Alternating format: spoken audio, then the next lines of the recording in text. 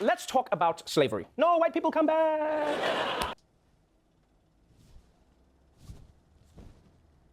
Even today, the topic of slavery still brings up so many hot-button issues. Racism, Confederate statues, and lately, reparations. Should America compensate the descendants of slaves? No.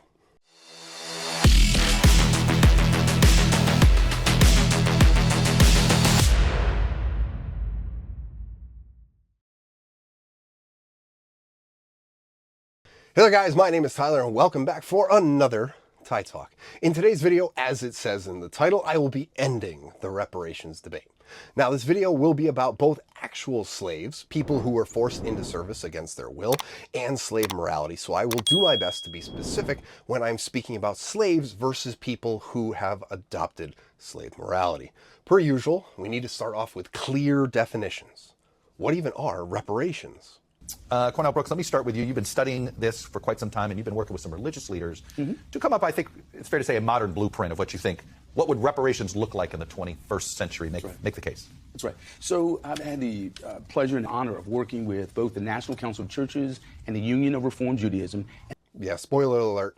He speaks for 2 minutes and doesn't even say what reparations are.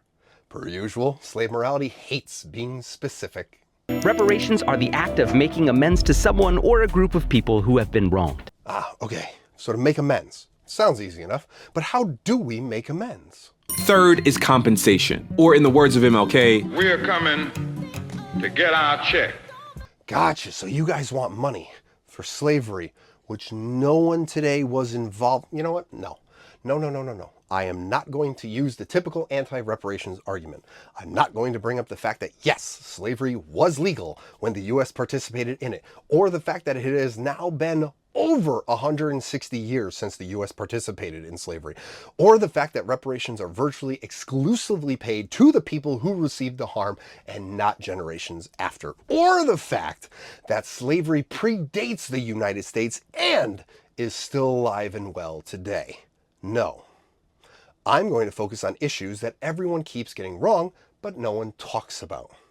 So what is the number one thing that everyone gets wrong? And the last part of this that I will say is that you keep saying they're dangling this in our face. They're dangling in this our face. Slavery lasted for 400 years. Slavery existed for, how many hundreds of years in this country before it was 400 years? Hundreds of years, right? No. Slavery in the U.S. did not last for 400 years.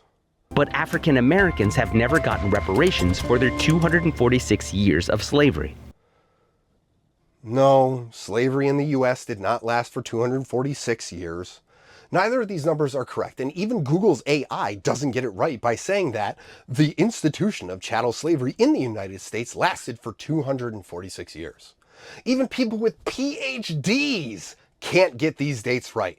Rashawn Ray says that the transatlantic slave trade existed between 1619 and 1865, but either forgot or is lying about the fact that the Portuguese started it in 1526, and the fact that the United States made the importation of new slaves illegal in 1808 with the passing of the Act prohibiting importation of slaves in 1807.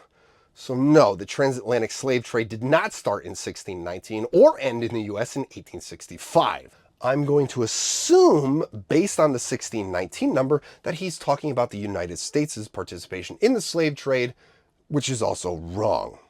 So, if all of these numbers are wrong, what are the real numbers? Let's start by pulling up a timeline. Here, we have 1619, which is widely considered to be the first time that African slaves were brought to North America. African slaves were brought to the New World much earlier than this, but we need to be specific. We're not here to talk about what the Portuguese or Spanish did. We want to address the American slave trade, or what the United States did in regards to slavery. We are also not going to talk about how the Native Americans enslaved other Native Americans before Europeans came over, or the fact that about 3,800 free black men owned slaves. But again, 1619 is the start date. If we are to believe that it was 400 years of slavery, that means that slavery just ended in 2019. It did not. Slavery ended in 1865 with the passing of the 13th Amendment, which states, "Neither slavery nor involuntary servitude, except as a punishment for crime whereof the party shall have been duly convicted, shall exist within the United States or any place subject to their jurisdiction." So we now have our start and end date, which takes us from 1619 up until 1865, which is 246 years. However, this is my favorite part. People that are for reparations want either Americans or the government of the United States to pay them reparations for slavery that happened between 1619 and 1865. But they completely forget that the United States did not exist in 1619. The United States began in 1776. This is very important because, as I said before, these people expect American citizens, like myself, to pay for something that we did not participate in because the US did not exist. And they will use this extended timeline to try and jack up the amount of money that we supposedly owe them. But the United States did in fact participate in slavery, but did so from 1776 to 1865. That means that the United States is only liable for 89 years of slavery and participated in the transatlantic slave trade for only 32 years. Not 400, not 246, but 89 years. If you are for reparations for the 246 years, you are saying, I don't care if you did it. I don't care if you existed. You need to be punished, and you need to pay for someone else's wrongdoing. Now, to be fair, this is basically the entire pro-reparations argument in general. No. You weren't a slave owner, and I wasn't a slave, but you still need to pay me. No. But real quick, why slavery? Wasn't indentured servitude a thing? Wasn't it common practice to have a slave for a certain period of time and then he should be released? Yes, it was. But that all changed when Anthony Johnson, a free black landowner, sued Robert Parker. This lawsuit happened because a slave named John Kasser left the service of Anthony Johnson after he discovered that he was being held far longer than the original 7 to 8 year contract of indentured service. John Kasser took up a new contract with Anthony's neighbor, Robert Parker, and began to serve him instead of Anthony Johnson. Johnson felt that he was robbed of his property, so he took Robert Parker to court, and lo and behold, he won. Anthony Johnson won, and had John Kasser returned to him, and this was the first legal precedent that was set for people to serve a lifetime of slavery. So for all intents and purposes, a black man started chattel slavery in 1655. He was a former slave who served out his term, gained his freedom, and then decided that he should own people for life. But back to reparations. Okay, let's say I was on your side. Let's say I did want to pay you. What would that look like?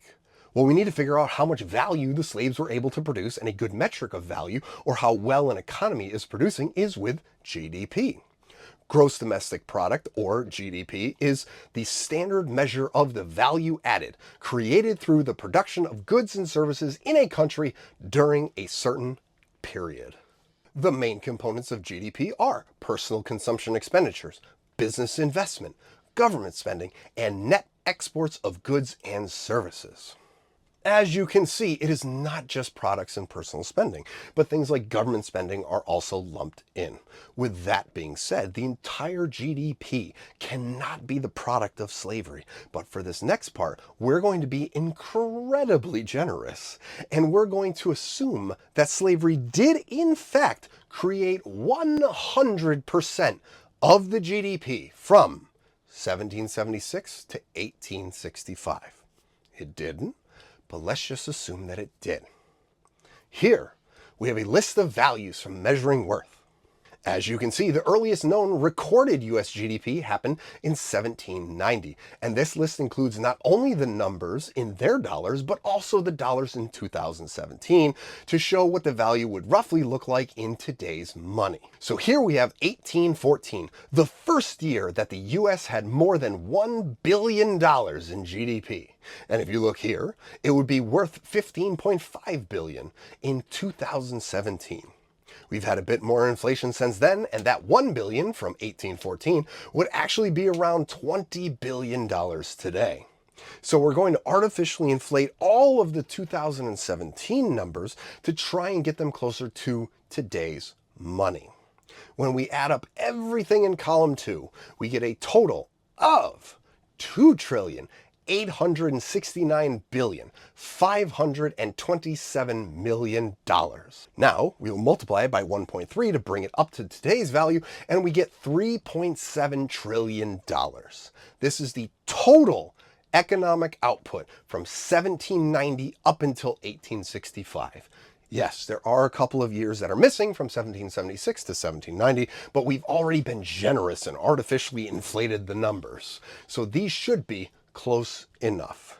But 3.7 trillion would be the value that slave labor created under the impression that every single dollar of GDP was created by slavery. And again, remember, this is the most generous outcome. Now, the best estimates say that there are about 44 million black descendants of slaves, so we need to take 3.7 trillion and divide that by 44 million. That gets us a single one-time payment of $84,781. Again, this is the most generous outcome. Because the reality is, most people figure that slavery only attributed to about 13% of the GDP. And what's 13% of 84,000?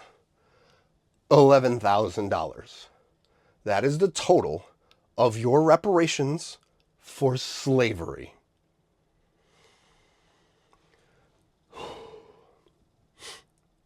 But why though? Why are we paying you? Oh, that's right, because of inequality. Black people do not have, on average, the same wealth that white people have. This is no different than the slave morality argument for equal pay and communism. We're not equal, but we need, and we are required, to have the exact same amount of money. Okay, fine. Last time I checked, Will Smith makes more money than I do. When are we going to equalize that? So does Jay-Z, Oprah, Denzel Washington. How many more do I need to list? We are not equal, and we never will be. But let's talk about that wealth disparity. In 1865, blacks were slaves. They were property. They had zero wealth, and then they were free. Now, here's another thing that no one talks about during this debate. Black people, after they were freed, were incredibly successful, despite the fact that they were given nothing after being freed, that they were segregated with Jim Crow, and were by and large excluded from the US economy. Which is hilarious because everyone loves talking about inclusion, and yet black people succeeded without being included. After emancipation, the white to black racial wealth gap in the US was nearly 60-1. By 1920, it was 10-1. And by 1950, it was 7-1. So I'm going to say this again. These people were former property, were given nothing, and drastically shrank the wealth gap between the races. People love to bring up Black Wall Street, which was the Greenwood district of Tulsa, Oklahoma. It was an economic hub which led to an enormous amount of prosperity for the black community that lived there. Right up until it was firebombed by white supremacists in 1921. Obviously, I'm against this, and fuck those guys for doing it. But a couple of facts remain. 1. Black people, made up of former slaves, created a wealthy, thriving community with zero reparations, zero inclusion in the US economy. And 2, this isn't the only example of it. There was also Jackson Ward in Richmond, Virginia, which was considered the Harlem of the South. There was the Haiti district in Durham, North Carolina, which was also considered Black Wall Street since it rivaled the one in Tulsa. You also had Sweet Auburn in Atlanta, Georgia, which was called the richest Negro street in the world. Again, these people were former slaves who were given nothing for their labor, and these are the great things that they were able to do. They were property. Then they suffered through Jim Crow. Then they suffered through redlining and still succeeded. And now that all of that is gone, no more slavery, no more Jim Crow, no more redlining. Now that all of that is gone, there are people who sit there today with their hands out, claiming that slavery, which ended 160 years ago, affects them today. Apparently, slavery is so powerful that it will affect people today and prevent them from succeeding, but not strong enough to stop people from succeeding who were actual slaves. Just like with wanting equal pay, demanding reparations comes from slave morality. These people are useless and will grasp at anything to try and give themselves value. They think that they are being held back. They think that black people in general are being held back. Okay, fine. Here's my favorite stat. Let's see who knows this. How many black American millionaires are there? What do you think? Think there's 10, 100, 1,000? We are obviously the most systemically racist country in the world, so it clearly can't be a lot, right? What if I told you that there are 1.79 million black American millionaires? Slavery is so powerful to keep people down today, but not powerful enough for the 1.79 million black American millionaires. How much of the black population is in the middle class? 10%? 20%? How about 61% of black households are in the middle class? If this is systemic racism, then we are doing a terrible job at holding these people back. Well, yeah, but there's still the wealth gap. Yeah, there's also a wealth gap between whites and Asians, blacks and Asians, whites and other whites. Like, what are we doing here? The wealth gap was closing and fast, and it was at its best in the 1950s. Then something happened in the 1960s, which ruined everything. But who knows what that could have been? Before I end this, I want to say this. I know you can. I know you can be great. Even when other black people say, blacks cannot close the racial wealth gap by changing their individual behavior, by assuming more personal responsibility or acquiring the portfolio management insights associated with financial literacy. If you're black and think you can't, I know you can. Stop acting like you can't. Stop listening to people that are telling you that you can't do anything today because something happened to someone 160 years ago. Do not listen to these people that are infected with slave morality and that are trying to keep you down. You need to realize how great you are and how worthless these people are. They are another class of colored people who make a business of keeping the troubles, the wrongs, and the hardships of the Negro race before the public. Having learned that they are able to make a living out of their troubles, they have grown into the settled habit of advertising their wrongs, partly because they want sympathy and partly because it pays. Some of these people do not want the Negro to lose his grievances because they do not want to lose their jobs. Hey there guys, thank you so much for watching that video. I hope you enjoyed it. If you haven't already, be sure to like, share, and subscribe. And I will see you all in the next one. Thank you again so much for watching.